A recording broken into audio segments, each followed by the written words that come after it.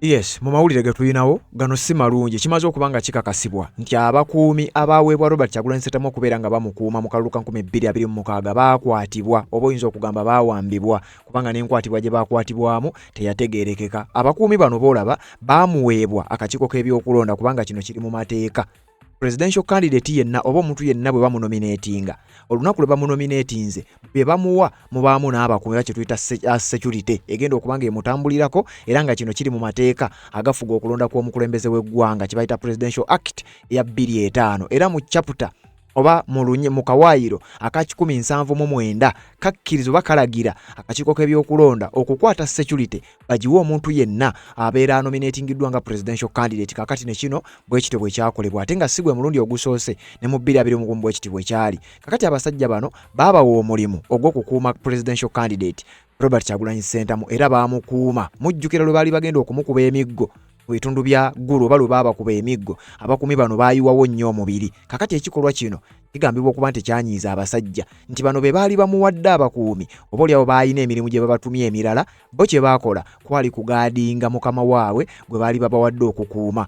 Nga we twogerera ebyama bitandise okuba nga bivaayo nti bano abasajja baakwatibwa ensonga teyategerekeka lwaki baakwatibwa tewali n'omu yategedde lwaki baabakwata wabula nga bali mabega wa mitayimbwa. Naye ekisinga okwewunyisa amawulire gano gaasooka kuleetebwa Fred Lumbuye era abantu bonna aba discreditinga Fred Lumbuye ndowooza eno message mu gye batambulize batuukeko. Omusajja ya breaking amawulire gano n'ategeeza nti Robert Kyagulanyi Ssentamu abakuumi bo abaakuweebwa akakiiko k'ebyokulonda bano nno baba bava mu bitongole byakwerinda era ndowooza baamubawa nga bamanyi nti bano bajja kugenda n'ebiragiro byabwe wabula bo basajja battu ne batandika kukola mulimu gwabwe ogwabaleetesa kwe kubeera nga bakuuma mukama waabwe nga si mulala ye Robert Kyagulanyi Ssentamu. Kakati we twogerera bano bonna ttiimu yonna we twogerera ng'eri mabega wa mitayimbwa teweerabira nti ne personal security ye gye yalina eyaba eri mutwe nabo wenjogerera bali mabega wa mitayimbwa. Akakiiko k'ebyokulonda abakuumi bekaamuwa wenjogerera bano bonna nga bw'obalaba wano bali mabega wa mitayimbwa. Emisango kye gye bavunaanibwa kigambibwa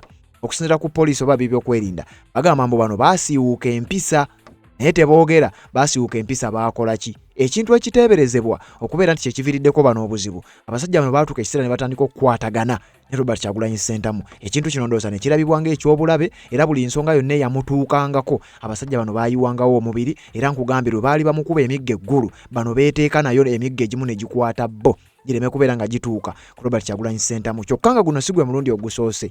Kati ate bano boolaba baali bakuumi ba 2021 era nabo baakwatibwa bano bamubawa mu 2021 mu kalulu ka 2021. Kakati ate bano abalala be ba 2026 kakati nabo baakwatiddwa bali mabega wa mitayimbwa. His Excellency Robert Kyagulanyi Ssentamu alina byayogedde ku nsonga ezo ngenda kuba nga mbikuwa mu katambi kano ogenda biwulira byayogedde naye nga sinaba kubanga ngendeyo nga bulijjo katutoke tujjewo akalango kano ejje nkunnyonnyole byonna ne bwe badde tonnaba kubanga omanya. Nga z'obufumbo olina omwami naye ng'akutawaanya olina omukyala ng'akutawaanya bajja ne bakwagalako ne bagenda gwe alina ebizibu mu byenfuna nga sente zikuyita mu ngalo wooteeka sente zifa bufi bowola tebazza gwe aloota ng'ogwa mu nnyanja gwe alumizibwa omutwe nga guganja okuwona naawe aloota ng'ebintu bikozesa ensonga z'obufumbo. Nina ekifo ku mugga awali amayinja wennyambulirako ebisiraani ekikwa ekifiiriza omudibo obutaganja obutaweebwa. Nzijanjaba abantu ab'enzikiriza zonna nsiŋŋaanibwa njeru ku lw'ejjinja gwanjagala kuba ku nnamba yange eyo naawe ali ewala ennyo yita ku WhatsApp.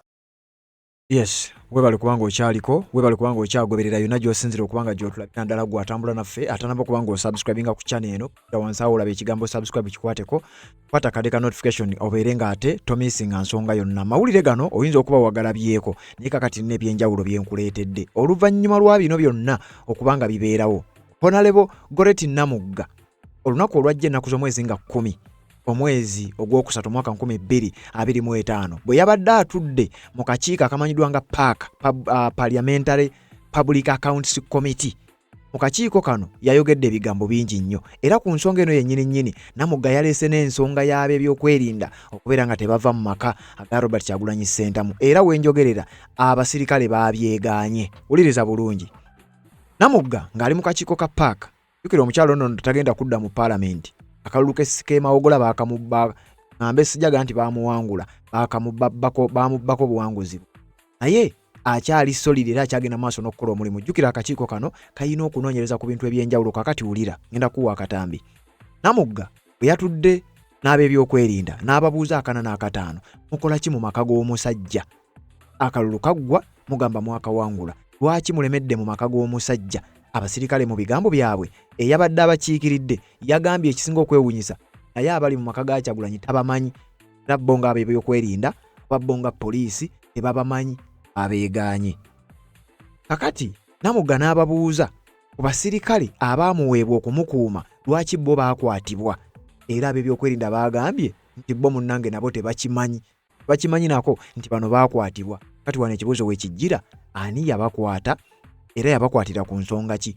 Nga bwe nkugambye ekisinga okwewunyisa amawulire gano gaaleetebwa Fred Lumbuye ye yasooka okubreakinga ekintu kino n'ategeeza security team yonna akakiiko k'ebyokulonda gye kaakwata ne kagiwa Robert Kyagulanyi Ssentamu tiimu eyo yonna yakwatibwa era bali mabega wa mitayimbwa nga bwe kyali mu 2021 akalulu nga kawedde abasirikale abaaweebwa omulimu okukuuma Robert Kyagulanyi Ssentamu baabakwata. Kakati ne ku mulundi guno bano boolaba bali mabega wa mitayimbwa nga bakulirwa omusajja oyo bambi. Kakati baabakwata ensonga tennategeerekeka naye nga poliisi egamba oba asiiwuuka empisa. Kakati wuliriza Lumbuye mu kuleeta amawulire gano oba okubreakinga ebyama bino mu kyayita security alert yavaayo n'ategeeza nti abantu bano baakwatibwa era mbu balina n'ebikolobero bagenda maaso n'okuba nga babakolako wabula mbu ku bano kuliko eyali abuusibwa era security alert eno yagireeta ng'agiweereza era ng'ategeeza His Excellency Robert Kyagulanyi Ssentamu nti ttiimu ye yonna oba ttiimu y'abasirikale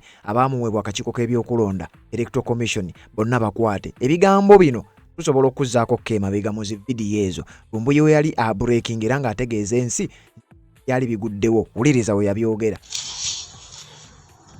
Kati Mr. President era njagala kulombera na kino njagala okitegeere bulungi nnyo.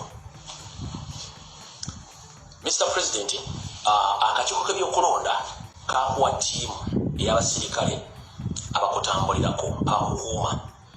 Ne mu basirikale bano mulimu omusirikale omukyamu. Ono ye ttiimu leader gwe bayita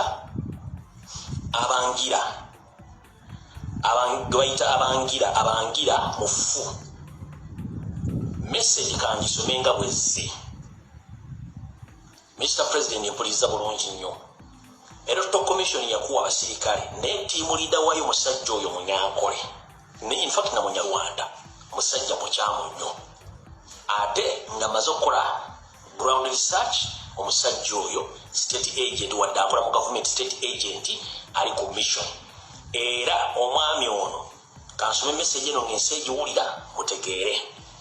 Ekisookerera Mr. President, report zonna police zeekozesa mu implicatinga obuvuyo obadde campaign trail.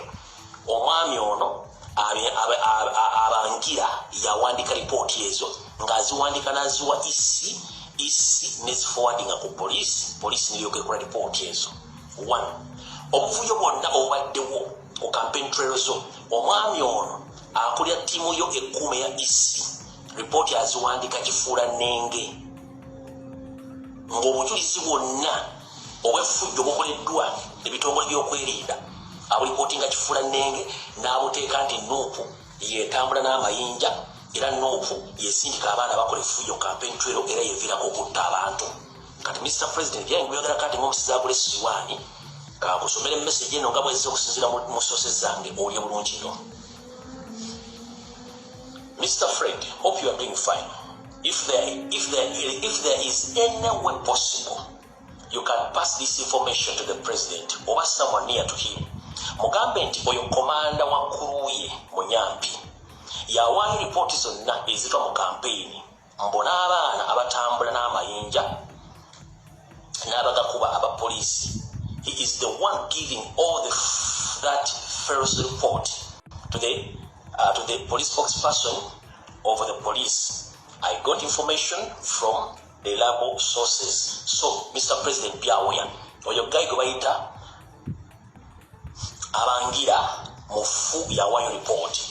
Buli mugira campaign trail omwami oyo akola report n'alisindikira isi wa report ku police nefulumya report nga bwegifulumye. Kati official report yonna police gyefulumya oyo omwami yabagifulumya. Naye olw'okuba nti kati gwe immediate boss we Mr. President kubuza omwami oli yakuwaddeko daily report okuinforming situation nga babadde okukola muvudde waka mpaka lumaliza campaign trail kubanga report gyakola ino kuwaako kopi okulaga nti bino byetulabye bino bibaddewo ne batakuwangako kopi nga ye akola daily report n'agiweereza bakaba isi ne bagifuwadinga ku police kitegeeza nti muntu mukyamu ono campaign trail zisigaddeyo ezimu ziri mu danger zone ngenda kusaba omwami wekiba kisooka omudismissing omugobe kubanga you have all right Mr. President kusa wekiba kisooka oyina ensolima mu tiimu yo eya police oyo musajja omunyarwanda wadde yeeyita munyankole munyampi report zonna police zeyakakola since campaign ezatandika omwami single handedly yawandika report naziwa isi neziwa police nejja nezikola ki neziwandiika nezogera naye nga zonna ziri forged ng'obujulizi obutuufu omuvubuka oyo tabuwandiika era tabuwaayo nga bekigendwa kyabwe kyakukola ki kya kukola akamairinga nubu ne presidenti nga ye omwami kyokka jjukira yakola campaign trail ate nga yatula mu maaso y'emmotoka yaani y'emmotoka ya polisi ya president noba wetegereza ku kyanguvuye mu campaign zitandika omwami otabadde talina mwe abadde involved wonna mu kutaasa okusetinga president kubanga akimanyi nti mission ye omusajja ne kwafa nga amulaba he doesn't care kubanga ali ku mission so Mr. President njala kibere ku record if anything wrong happens to you that guy is part of the team government yasindika okusibayingako n'okuwa information yenfu era abadde awa information mu isi nejiwa police nefunwa information so Mr. President njagadde okutegeeza nti omwami omukyamu gwekutegezezaako oyo munyankole sina munyankole munyarwanda nkwegalidde Mr. President baba kyasoboka kubanga olina right okugamba nti ono team leader simwetaaga mu mpa omulala otherwise nti ono omusajja wa NRM waliwo n'ebiseera bimu gwova mu motoka nobaako abantu boyogera nabo n'akola report nga nti wuuno wano ayogera n'omuntu wadde sobola kufuna information ekwata ku ekiwongedde ng'omwami ayogera ne bakama be kitegeeza nti at one time asobola n'okuba nti ali awo ng'amanyi abantu bagenda okutuusaako obulabe bali n'abasetting n'abategeeza nti omuntu ali mu position ntuufu mukoleko kimwagala oyo yennyini ate nga yagamba nti yakulembera ttiimu yo so Mr. President njagadde nkutegeeze nti omwami oyo akulembera security team yo eya isi gye baakuwa musajja mukyamu nnyo emirundi bufukunya kati ebigambo ebyo omukulu yabyogera nga tukyali mu campaign trail ndowooza wano waliwo olutalo ddwo wemba seerabidde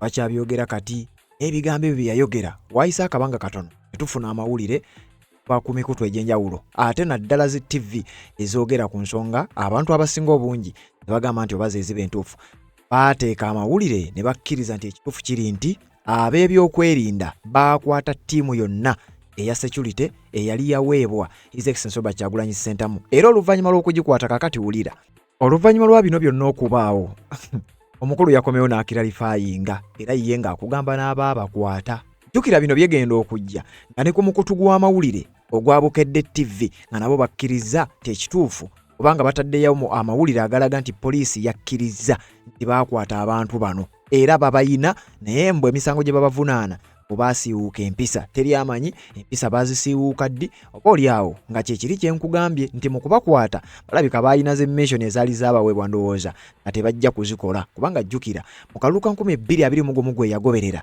ttiimu era bw'etyo gye baawa His Excellency Kyagulanyi Ssentamu okumukuuma katikati be bano bwe batuuka okukuuma omusajja batuuka ekiseera ne bakwatagana naye nga ne bw'oba bawadde mission ki okuggyako oli nga azze olredde nga mupimi naye nga bwe kitaba bwe kityo zibu nnyo abantu abo kubaako mission gy'obatuma ne bagenda maaso n'okuba nga bagikwasaganya abo baali ba 221 naye era nabo akalulu we kaggwa baakwatibwa kakati ku mulundi guno bano abasajja be baayiyeewo omubiri era abamu ku bo newankubadde ekigambibwa nti kuliko era nga bawulidde ebigambo by'omukulu nti kuliko abataali bangu naye ng'abamu ku baakwatibwa yoyo omusajja gw'olaba eyalinga ow'ebigaalubindi musajja wattu oyo yali omuwanvuwanvu oyo kakati wetwogerera y'omu ku abo abali emabega w'emitayimbwa omusango ogumuvunaanwa teri agumanyi era nga naye kati wetwogerera yakwatibwa lwa nsonga ki kubeera nti yakuuma His Excellency Kyagulanyi Ssentamu kakati wuliriza ye yakomyewo nga bino byakabaawo era nga yakafuna amawulire gano akaatiriza era ku nsonga eyo awo abajjamu enjala babuulire Museveni ne banne Kyagulanyi yasima tukatya kati buno bakajjala busindikira mu kulunnyando esofeeri ne mutabani wo Diddigi, Kahanga Muhanga, Salim Sale, Anita Amonge. Ndowooza batenda okudduka watu temuyita waka.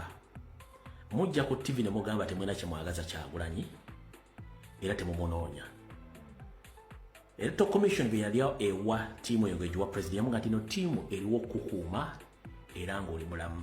Si bwe kiri nti ye. Ttiimu eno yakuuma president okuva ku lunaku olusooka mpaka lwe yamaliriza campaign. Si bwe kiri nti kitegeeza omulimu gwayo gw'okukuuma Kyagulanyi nga mulamu omulimu yagumaliriza. Omuntu yandibadde akubuuza kiki ekibakwatisa abavubuka bano ba innocent Ugandans abasavinga duty yaabwe okukuuma omuntu gomba wanga mulamu kiki ekibakwatisa tobatola mu tocha chamber ate eno bakama bamu nga baga tebana kibaagaza Kyagulanyi.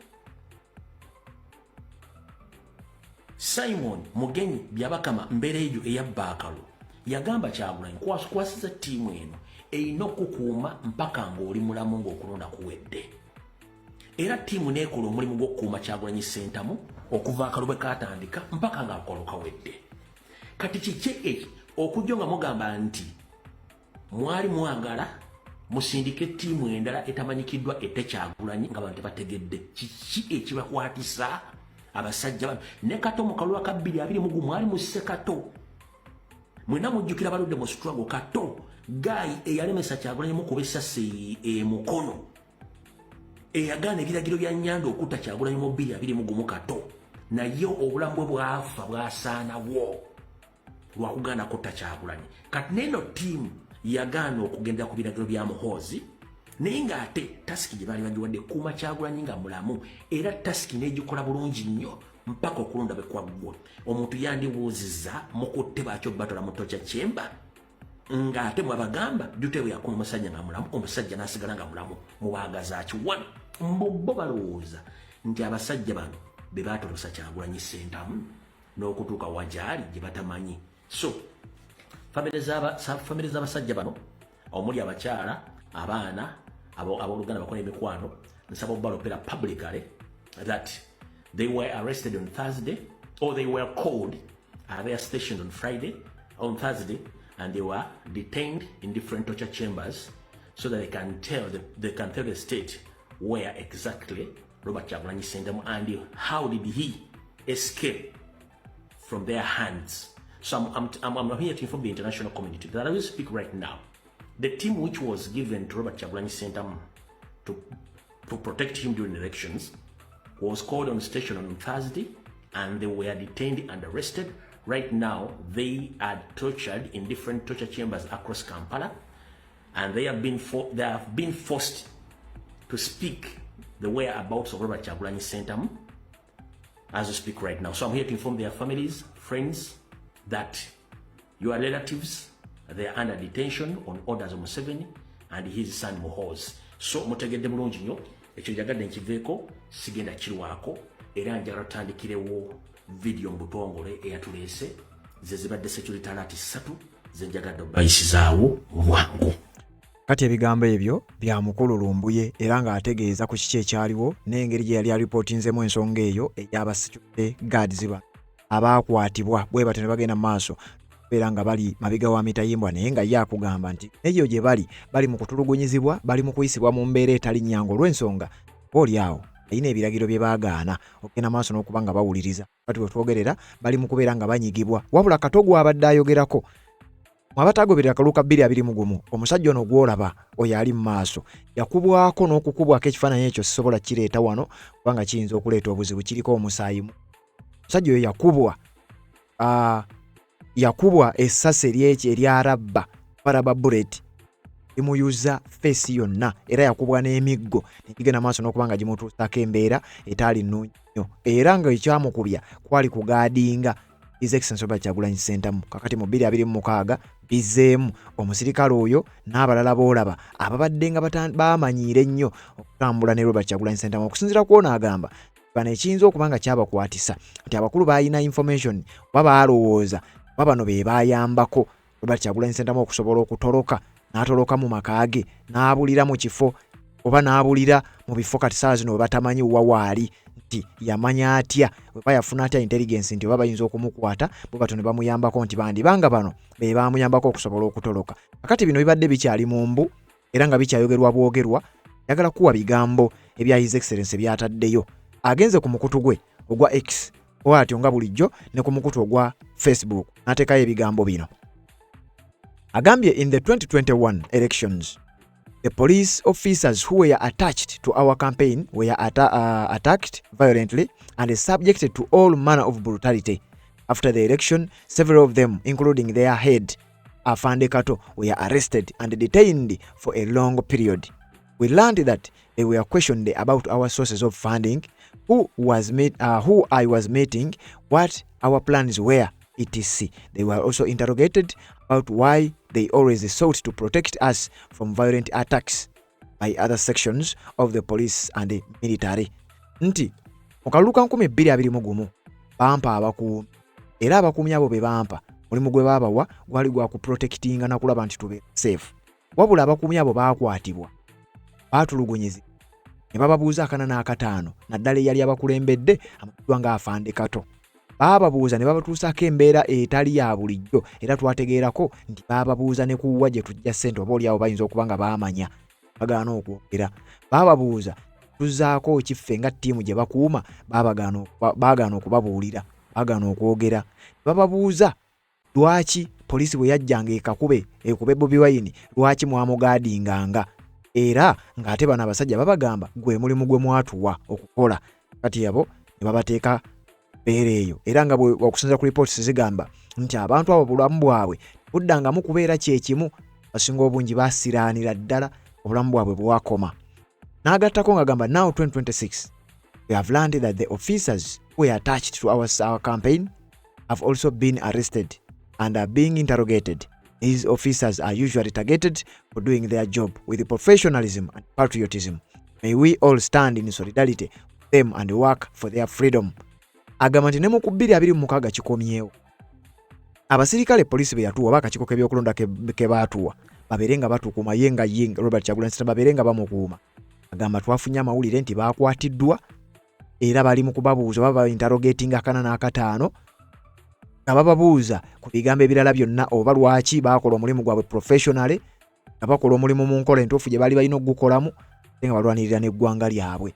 Agamba twandiyimiridde wamu ffenna tubanga tuyimirira wamu n'abasirikale bano ayirewo omubiri kubanga munnange omulimu gwe baakola gwe guli mugenda maaso n'okubanga gubavunaanibwa ogw'okukuuma omuntu gwe baabawa babeere nga bagenda maaso n'okukuuma. Kakati bino byabadde bikyali byambo nga n'amawulire ga NTV gagenze maaso n'okubanga gabiteekako. Kati njagala okukutegeeza akakiiko ka Public Accounts Committee, akakiiko kano nga kabadde kakubirizibwa omukyala amanyiddwa nga Honorable Goreti Namugga yavuddeyo n'ateeka emisonga eno ku mmeeza n'abuuza ab'ebyokwerinda olunaku olwajjo babadde batudde mu Public Accounts Committee nga babuuza ku nsonga ez'enjawulo babuuza akanana akataano ab'ebyokwerinda.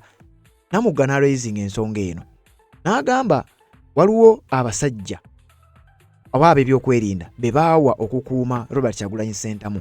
Twagala mutunnyonnyole lwaki mwabakwata mu balanga ki ate ng'omulimu gwe mwabawa gwe nnyininyini gwe baakola. There is also information that the police officers who were attached to candidate Robert Kyagulanyi were arrested by these people for the simple reason that they were complaining of non-payment. Is that true? Yes. IGP, is that true that the police officers who were attached to... IGP should look in the camera. They were arrested just for saying we've not yet been paid. Is that and then true? you arrest a person. IGP, is that true that Yes. you arrested the police officers who were attached to Honorable Kyagulanyi? Kakati wulira wano ebintu engeri gye bisesaamu. Omubaka omu yaleese ensonga n'agamba tukimanyi bulungi era twategedde ku mawulire nti abapoliisi be mwawa Robert Kyagulanyi Ssentamu omukuuma mwabakwata. Namugga n'ababuuza IGP kituufu bano mwabakwata ebyo by'okwerinda poliisi baavuddeyo ne babyegaana bategeeza nti ffe tetubimanyi nako manya ni yabakwata kyokka ate we twogerera Ekitongole kya poliisi bavuddeyo ne bakkiriza era ne bategeeza nti bano ekituufu babakwata baasiiwuuka empisa kyokka wano mu kakiiko baasoose kubyegaana. I'm not aware of How I wish you addressed that a little earlier. He would have responded if you... I would have cross-checked. It's public information. No, but It's in the public domain. Honorable Chair. colleagues, Not aware. this is something very important. If you are not aware, how many minutes do you need to consult whoever is responsible? Kindly consult. Those are your staff. Chair. Yes? But Chair, you are that's not- information in the public domain, and I'm not so sure that the chief can be here without knowing that. Only that, for me, what I heard is that they were asking them where Chagulanyi is, and they could not provide the information, and for them, they think they know. So they had to arrest them. No, but this is something very simple, Chief. Were they arrested or not? I told you I'm not aware. Yeah. Also from the honorable members, you see they're giving different versions. This one Perspectives. is about payment. The other one is about... Me, I am straight. yeah, I so there I need is only to, one version. we shall need to cross-check and I find out. Otherwise, I'm not aware as of now. If you give me a dedica, no problem.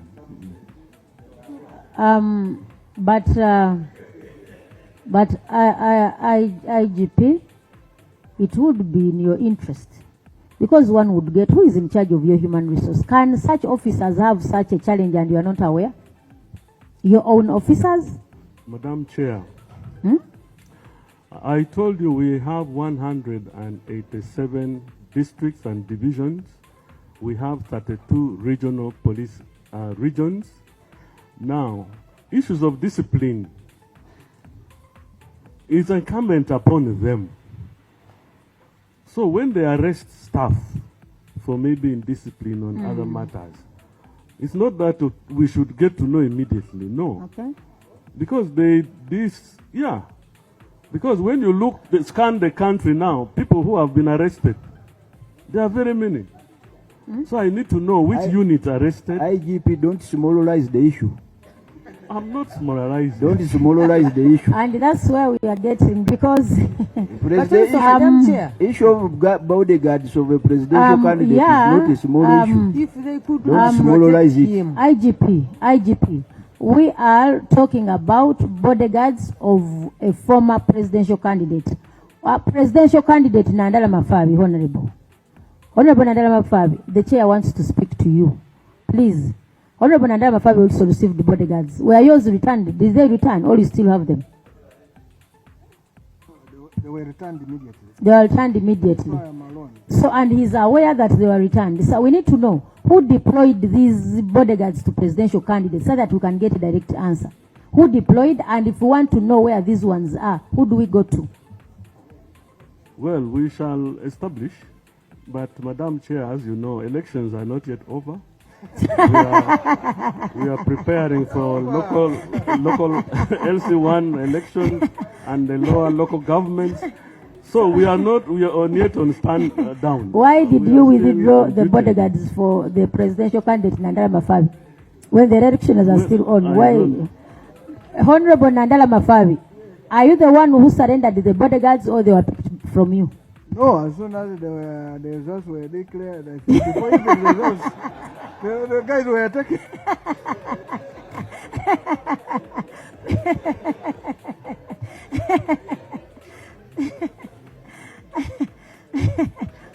Who That's is? why Basil replaced them immediately and the Choma.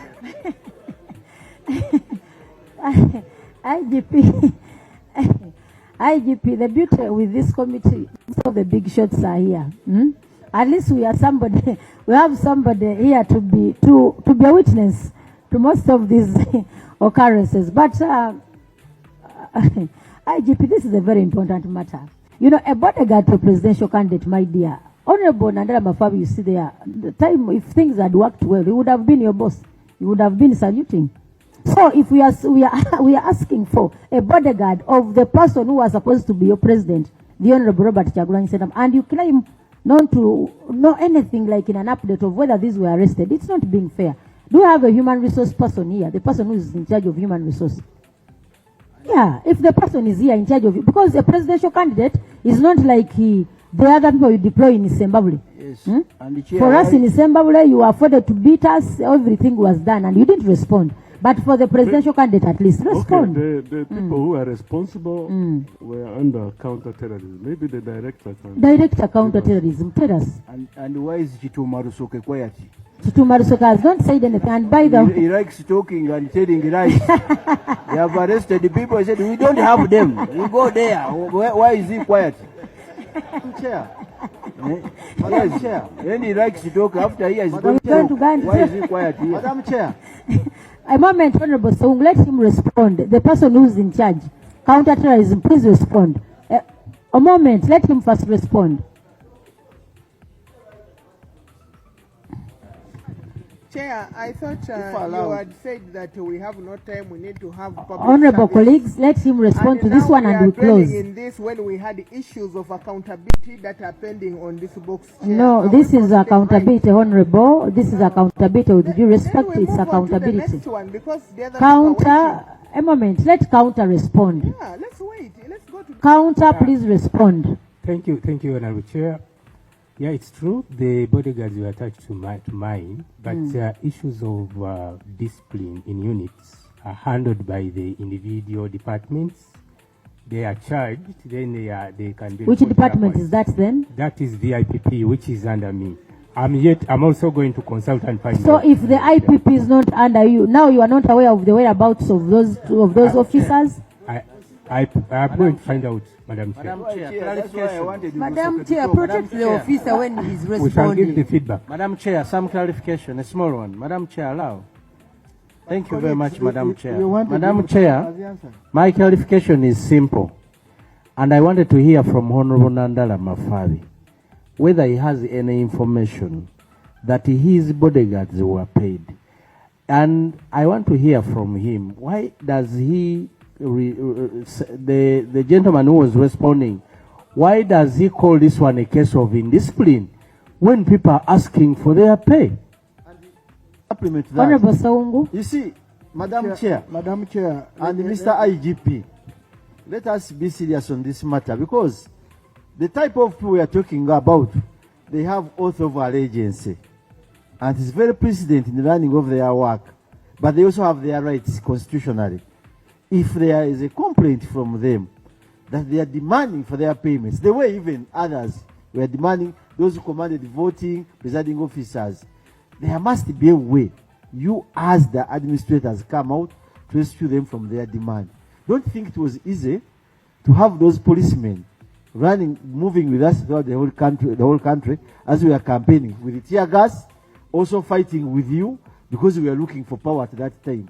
So any issue dealing with the police officers and there's oath of allegiance, but they are asking for their right, I would pray, whether you talk about VVIP or what, you should take precedent, Mr. IGP, to normalize that challenge. Because the issue with them, Commandant, they want their money. Honorable And Saungu. they fear. Now let him respond. Sir, what is the update? Honorable Chair, the payment for that activity comes from Electoral Commission, and even the withdrawal of the teams, it is the Electoral Commission who withdraw them. I beg that I take it up and find out the facts. No, this is very simple. We have not discharged you as the police. For today, it is a partial discharge. Yeah, you are going to go back. It is a police bond. I'm also, in my own capacity today, I'm giving the IGP a police bond. Yes, kakati ekyo kyabadde mu Public Accounts Committee meeting nga batudde nga Namugga ababuuza akanana akatano mu bigambo obuulidde nga basoose kwegaana. Gamba tebakimanyi nako, bagamba tebamanyi nsonga eyo era obufunze bagyeganye naye kyewuunyisa ne omukulu amanyiddwa nga Kituuma Rusoke yabaddewo era nga naye agenda maaso n'okubanga ali omu ku baabadde babuuzibwa abakuumi ba Robert Kyagulanyi Ssentamu abamu kuuma mu kalulu kituufu mu abakwata era bwe mu abakwatira ki ali luddawa kakati IGP eyabadde representing IGP Namugga yamuwadde obudde agenda ayongera okunoonyereza ku nsonga eyo akomewo ne ripooti annyonnyole ensi ddala abakuumi bano lwaki baakwatibwa era bali luddawa. Kakati tebyakomye wano. Jjukira nkugambye waliwo n'amawulire agalaga nti abasajja bano baayongedde ku byokwerinda makubo mu maka ga Robert Kyagulanyi Ssentamu mu bifo eby'enjawulo byonna we bamusuubira naye ng'okusinga amaka ge gakyasaliddwako. Bino byonna nga byalina mu kamera era engeri gye baayingiramu byali mu kamera. Ensi yonna neemanya nti amaka ga Robert Kyagulanyi Ssentamu gasaliddwako n'amakubo gonna agagambibwa okuba nti ge gatwala abantu ne banneiba bonna bakyagenda maaso n'okufeesinga akaseera akazibu okusobola okutuuka mu maka gaabwe olw'ensonga nti poliisi ekyagenda maaso n'okuba ng'esalako amaka ga Robert Kyagulanyi Ssentamu. Era mu kakiiko ke kamu aka Public Accounts Committee Namugga era yabuuzizza abakulu bano ku nsonga eno eya poliisi n'abagamba ddala lwaki musalako amaka g'omusajja. Yabaffe amaka ge mwasalako musooke mutunnyonnyole mutubuulire kiki ekigenda mu maaso badde mu maka g'omusajja n'ebigambo ebirala ebifaanana bwe bityo. Era na bino nabyo yabibabuuziza nabaga ye kati amaka gali gatya anti mwagasalako nannyinigo temumukkiriza gayingira temukkiriza yadde omuntu yenna okugendayo. Bino nabyo era mu kakiiko ke kamu ekisinga okwewuunyisa era nabyo babyeganye. Eyabadde akiikiridde ab'ebyokwerinda yavuddeyo n'agamba okusalako amaka ga Robert Kyagulanyi Ssentamu nabyo tetubimanyi. Wulira. Honorable President of the National Unity Platform's home, give us an update for how long have you been there? How is the home? Update us, and because the man might be enjoying the place. So tell us the feel of the home when. Of course, our presence there is. Our presence is there to provide security, because all of you know that he's not there. So if we are not there, people vandalize his property. Hello. So we are there making sure his property is safe. But Madam Chairperson, they are providing. No, honorable members, a moment. Let him respond first, please. IGP, the microphone is yours. Yeah, so I've said we are there to maintain the security of the home from vandalism, because people are not there. Yes. We want to learn from you. We understand that home was vandalized. People came in the night. You saw that clip of the First Lady being brutalized. Where was the police? Who came to vandalize during the night, and where was the police? That's why we are there. So that it doesn't reoccur.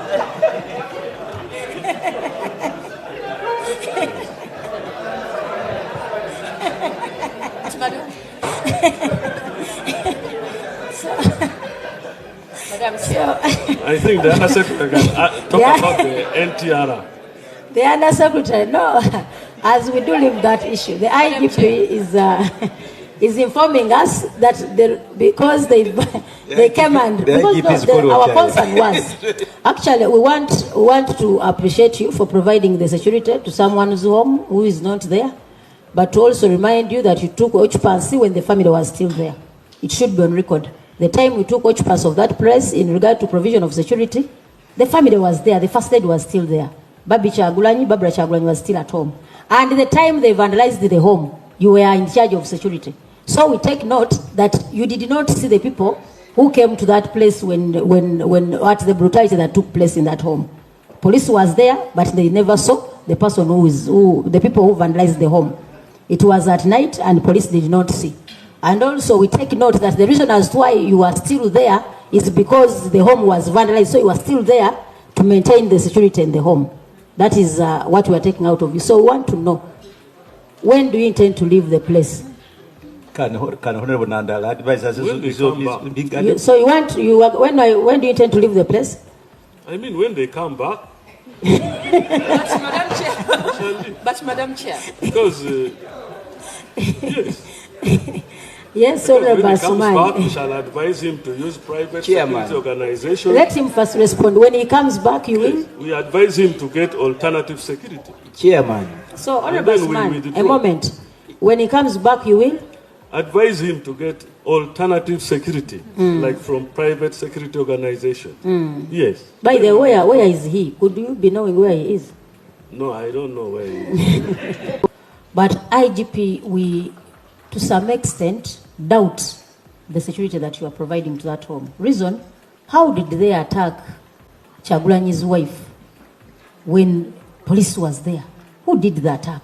Because, honorable colleagues, you cannot say that, somebody came in the night, police was sleeping.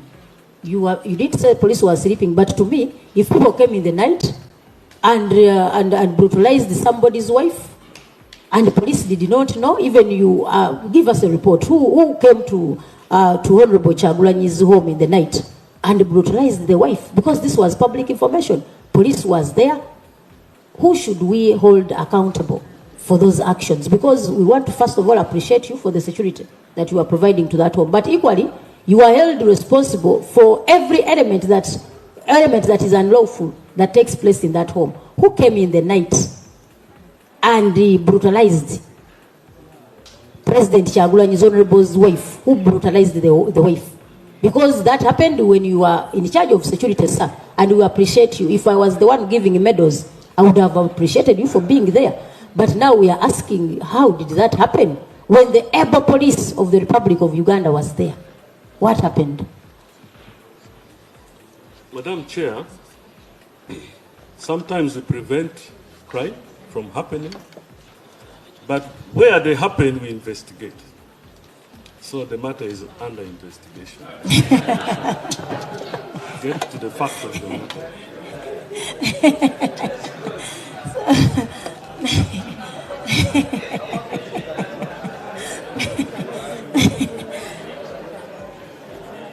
Honorable colleagues, explanation and with the response of the IGP in regard to the security that was provided and still is at Honorable Chagulanyi's home.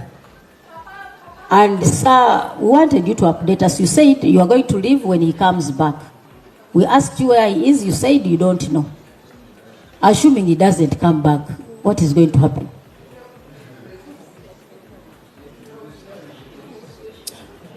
What if he doesn't come back? What plans do you have? Because now it is close to 3 months. Is it 3 months now, Honorable Asman? From January, February, this is March. Close to 2 months. 2 months. You are not, you don't know where the man is and his family. You are there.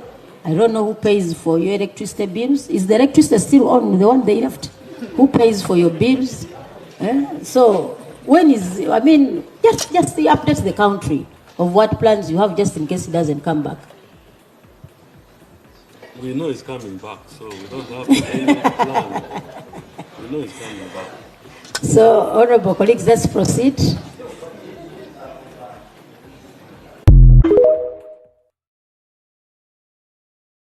Nga z'obufumbo olina omwami naye ng'akutawanya, olina omukyala ng'akutawanya, bajja ne bakwagalako ne bagenda. Gwe alina ebizibu mu byenfuna nga ssente zikuyita mu ngalo, w'oteeka ssente zifa bufi, b'owola tebazza. Gwe aloota ng'ogwa mu nnyanja, gwe alumizibwa omutwe nga guganye okuwona, naawe aloota ng'ebintu bikozesa ensonga z'obufumbo. Nina ekifo ku mugga awali amayinja we nnyambululirako ebisiraani, ekikwa, ekifiiriza, omudibo, obutaganja, obutaweebwa. Nzijanjaba abantu ab'enzikiriza zonna, nsiŋŋaanibwa njeru ku lw'ejjinja. Gwanjagala kuba ku nnamba yange eyo, naawe ali ewala ennyo yita ku WhatsApp.